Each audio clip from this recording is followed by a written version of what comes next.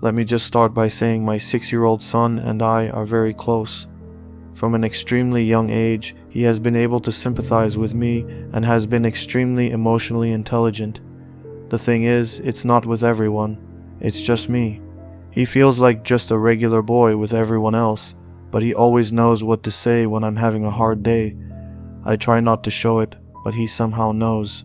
Emotional intelligence is how I've always played it off, but now I'm not so sure anymore.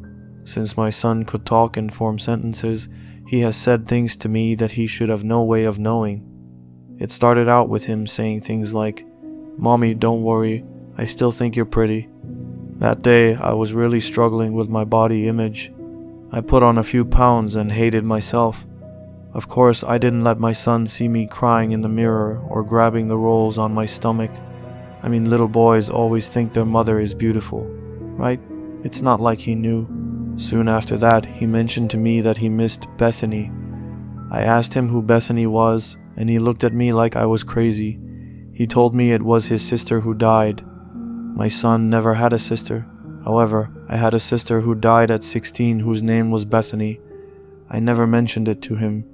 I thought maybe it was a fluke. Next, I lost my job.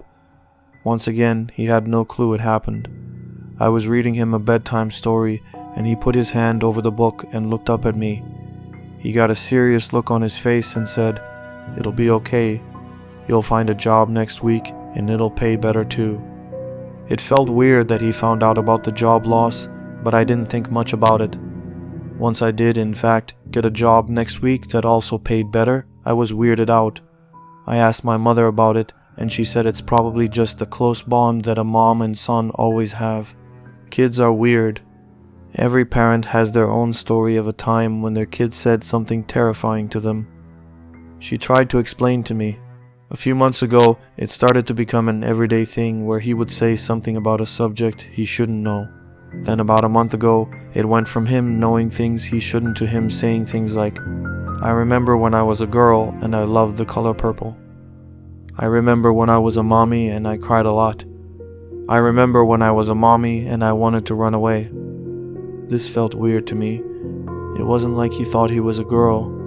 I asked him once why he thought he was a girl. He looked at me frustrated and said, "I'm not a girl now. I was a girl before I was a boy." He kept telling me stories of all the things he did when he was a girl. He would tell me things about myself that I've never told anybody, even my husband. When I told my husband I was starting to get scared of my son, he said I was being dramatic. I guess it doesn't help my case that I didn't tell my husband everything my son said to me. When he said things like missing his dead sister, that was one thing. But well, let's just say I've not always been a saintly woman. I have a past. I mean, we have all done things we aren't proud of, but my husband doesn't know about these things. First of all, I stole a lot as a teenager. Nothing too crazy. I think a lot of teenagers do that, honestly. The more serious things I kept from him are, I got a Dewey in college, my ex has a restraining order over me, I was a stripper for several years, and worst of all, I cheated on my husband a few years ago. It was dumb, and I regret it, but I will never tell him. My son had mentioned doing all these things when he was a girl, or when he was a mommy. Of course, in child terms, but nonetheless, he described all those things. He hasn't mentioned much to anyone else. Mostly just me. He hasn't come right out and said that he was me or anything. If he were me, maybe he doesn't realize it. Maybe he just has random, fuzzy memories of another life. Last week, I noticed he seemed down. He wasn't really talking like he normally does. I felt like a terrible mother. I was thankful he wasn't talking. It felt like every time I talked to him, I got more and more scared of him. One day, he crawled into my bed with me in the morning. He took a deep sigh and looked at me. "I remember when I was a mommy and that car hurt me tomorrow." My heart sank and I didn't even know what to say, but I mustered up the courage. "Honey, what is going to happen to me tomorrow?" I said while pushing away the hair falling in his face as a nervous tic. "I remember it hurting so bad. I don't want you to feel the pain too. Don't go. Don't do it." I sat, looking him deep in his eyes.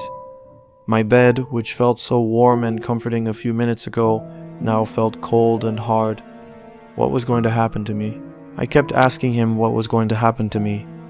Every time I asked, he got more and more upset. My husband woke up after I asked him for the 5th time. He got so mad at me. I can't blame him. I was clutching our son's shoulders and screaming, tell me, I said over and over and over again. My son didn't talk to me for the rest of the day. The next day, I tried to explain to my husband what our son said and how I was scared. Because this was the first time my husband heard of my son saying such crazy things, he didn't believe I was in danger. We had dinner plans with some friends that night. It was the last thing I wanted to do. I figured since my son mentioned a car, I needed to just stay away from them at all costs. I tried to convince my husband I was sick, but he, of course, didn't believe me. I should have said I was sick from the very beginning and not told him the real reason for wanting to stay home. My son's babysitter made it to the house. As we said our goodnights to our boy, he gave me a sad hug. Not only that, but he couldn't take his eyes off my left hand. After our hug, he grabbed my fingers and squeezed them tightly. I knew something was about to happen to my hand. I felt like I could anticipate the pain.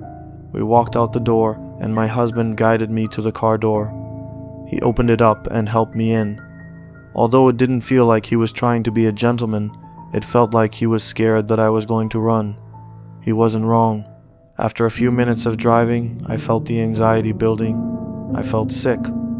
At a stoplight, I noticed the car door was unlocked. I slipped off my heels and opened the car door. I was trying to move way faster than my feet could take me. I didn't see the curb and tripped over, face planting in the process. My husband came running over to help me up. I thought he would be mad that I tried to run away. I thought he would call me a brat or worse, but he didn't. He could see how scared I was. He realized it didn't matter if what I was feeling was real or not, but he needed to respect my fear and worry. He tried to help me back into the car. He said we would go back home, but I refused to go in the car. I told him we had to walk. This is when he started to get frustrated. He felt like he did his best to compromise and emphasize with my anxieties, but he wasn't willing to walk 2 miles home in 40-degree weather at 7 p.m. Looking back, I understand why he was so annoyed. He grabbed my shoulders and took a deep breath. He started nudging me back to the car. The nudging turned into pushing, and the pushing turned into forcing. I was pushing back and doing everything in my power to not go into the car. I was kicking and screaming. A few other cars pulled over to help. I'm sure they were thinking something much worse was actually happening. Before anyone could get to me, he got me into the car. As he was slamming the door, I reached out my hand to try and stop it. The next few minutes were so fuzzy. I could feel my hand pulsing. I could vaguely hear my husband screaming and apologizing profusely, followed by strangers separating us and trying to help. An ambulance showed up a few minutes later, and that's when I noticed my hand. My index, middle, and ring fingers had been smashed in the car door. Half of my middle finger was completely gone. We went to the and about 80% of my fingers were saved, luckily. If it wasn't obvious, my husband felt terrible. Not only for what happened to my fingers, but for being so aggressive with me and not listening to me. I know I should have been more bothered, but I have other family members I'm more worried about. After that, I accepted that I needed to take what my son said about my future seriously. That week, he said more disturbing things. I remember when I was a mommy and I set the house on fire. I remember when I was a mommy and I stabbed my husband. I remember when I was a mommy and the scary man took me into the forest. I remember when I was a mommy and the monster from the closet hurt me. I was terrified of the things that would happen to me. I know children can't always describe or articulate words that well at a young age, but that didn't help me feel any better.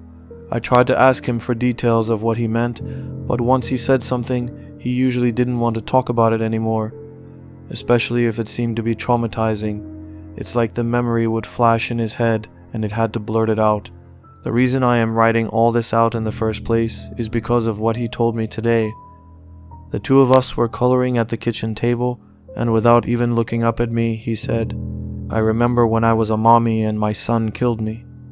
I froze in fear. I couldn't believe the chill that ran down my spine, and the fact that he didn't seem fazed by it at all. He just kept coloring his pirate ship. I need help. What the heck am I supposed to do? I don't even know how to process any of this. I don't believe in reincarnation or anything like that. Even if I did, is that even how it works? There shouldn't be an overlap in lives like this, right? But how else is something like this explained? It's not like my kid can just see the past and future. He has seen my whole life before, and from his perspective, he doesn't find it strange that my life used to be his. He is also aware enough to recognize a memory, like when I lost my job, and he comforted me knowing that I'll get a new job soon. This whole thing is hurting my brain. I love my son, but I'm so terrified and feel crazy. Someone please help me. I don't know what to do.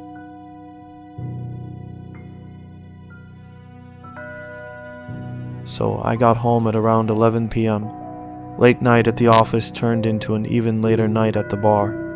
About 4 drinks deep at this point, and I'm tired, just about ready to fall asleep as I stumble through the doorway.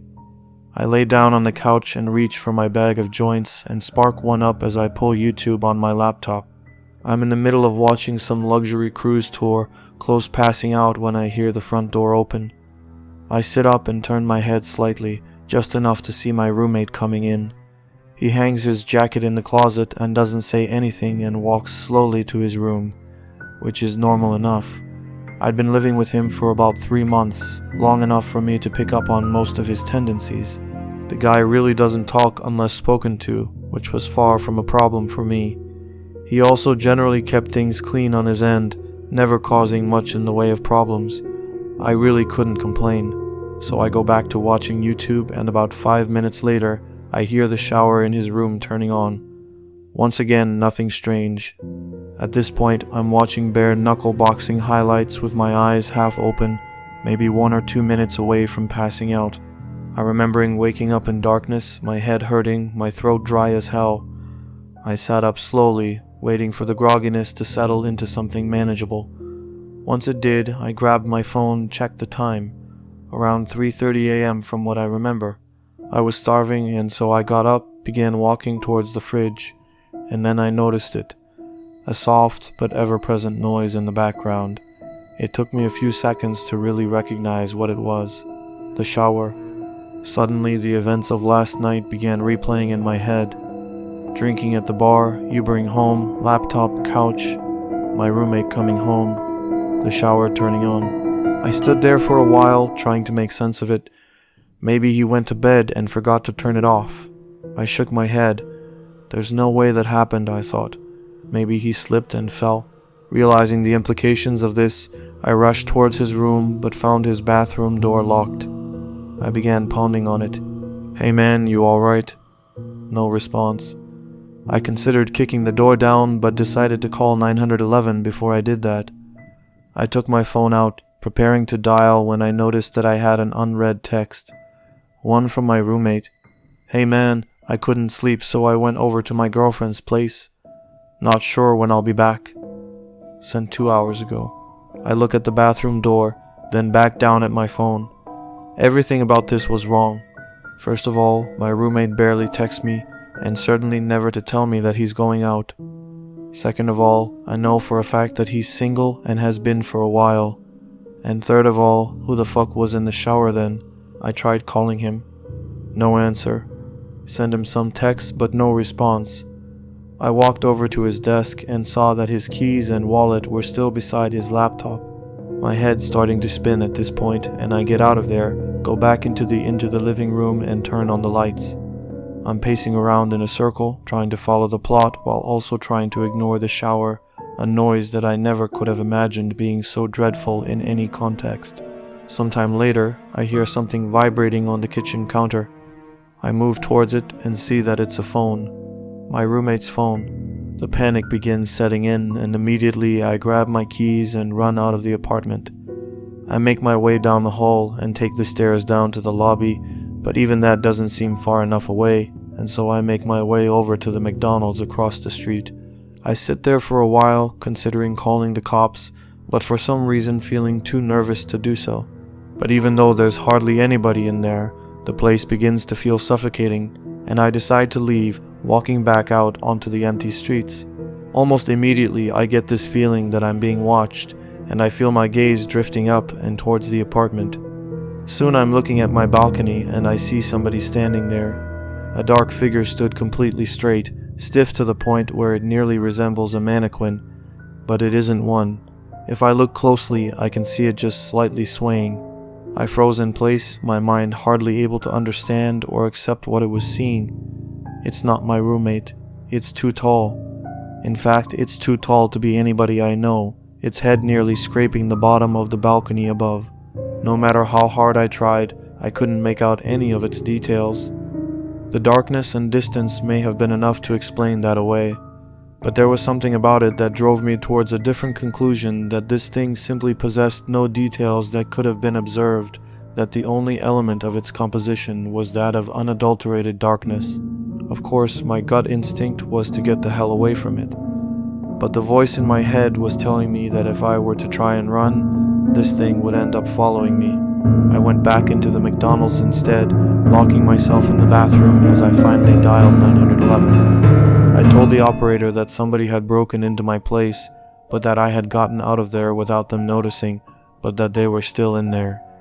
It was the story that most accurately represented the situation without making me come across as batshit. The operator told me that they'd be sending somebody over for me to hang tight. I left the bathroom, waiting at the table closest to the exit until I could see the red and blue lights cutting through the darkness. I went outside to meet the cops, looking up at the balcony to find it empty, though the door to the living room had been left open. They pelted me with a bunch of questions that I found difficult to answer. Is the intruder armed? Do I have an idea who it might be? What are their intentions? I told them I didn't know, that I couldn't figure it out, but they just kept on asking. Soon I was practically yelling at them to go up there and check it out for themselves, and I suppose the terror in my voice was enough for them to begin taking this seriously. They told me to wait by the entrance, and I watched on as they entered the building. I was out there for a long time, growing increasingly anxious at the thought of what they were going to tell me when they came down. A few minutes later, the silence was broken by a single muffled gunshot. My heart dropped into my stomach, and I continued to wait there, unsure of what to do otherwise. 20 more minutes of silence, and the officers still hadn't come down. Soon I could hear more of them approaching in the distance. Before I knew it, 4 more cop cars had pulled up around me, and the scene had fallen into chaos, officers shouting over each other and into their radios, more questions being hurled my way, none of which I was able to answer. The next few sequences were mostly a blur, but I remember the building being evacuated, the tenants frightened and confused as they were ushered outside, while the officers became more and more frantic. I remembered hearing more scattered gunshots, some screaming, other noises that were difficult to make sense of. There were a few lapses in my memory after that, but I recall being pushed into the back of a police car. After being driven to the station, I was led into one of the interrogation rooms where I found 2 nondescript men in suits waiting for me. They didn't introduce themselves and immediately went into a series of questions, each one more bizarre than the last. What company was your roommate employed by? What was the nature of his job? How many different people have been inside your apartment since your roommate moved in? Have you ever heard voices inside the apartment from the hours of midnight to 3 a.m.? Voices that did not belong to your roommate? Have you ever seen a circle of people standing outside of the apartment from the hours of midnight to 3 a.m.? People that were exceptionally tall, and one of the most unsettling ones. Have you ever seen somebody standing at the foot of your bed upon waking up between the hours of midnight to 3 a.m., only for them to disappear moments later? If so, do you remember what they looked like? Any distinct features? As they continued probing me, my mind began conjuring up some of the strange shit that had happened after my roommate had moved in, shit that I had written off as figments of my imagination, simply because I had no other explanation for them. I did hear the voices, always coming from the room next to mine where my roommate slept. I was always so tired when I heard them, but I do remember it either sounding like a young woman or a man with an extremely deep voice. I could never make out any words. It always sounded like gibberish, and then there was that one time where I went to the bathroom in the middle of the night. Still half asleep, I didn't bother turning the lights on as I entered. But as my eyes began adjusting to the dark, I could have sworn that somebody was already sitting on the toilet. Somebody extremely tall. Of course, when I turned on the lights, nothing was there. It was easy to chalk it up as a product of late-night drowsiness at the time, and I had never really thought about it since. After doing my best to give them useful information, the suits spent a good few minutes taking notes on their phones. Once they were done, they sat up quickly, told me that they'd be in touch before leaving the room. A cop came in a few minutes later and told me that since I couldn't return to the apartment, they would set me up in a nearby hotel until they were able to get the situation under control, and that I should stay put until they gave me a call. "What happened?" I asked him. "What did you guys find up there?" He stared at me for a long time, not as if he were deep in thought, but as if he held deep aversion for what he was considering telling me. Eventually, he just shook his head. "I don't know," he said. I really don't know." I nodded, tried to smile, though I'm sure it didn't come across very well. It's the next day now, and I'm in the hotel. Of course I couldn't sleep, couldn't really eat. The officer hasn't called me yet. When I try searching up information about the evacuation on the internet, all I can find are articles claiming that it was due to a fire. A fucking fire. Update. I fell asleep and I just woke up. It's 1 a.m. now, and I can hear the shower.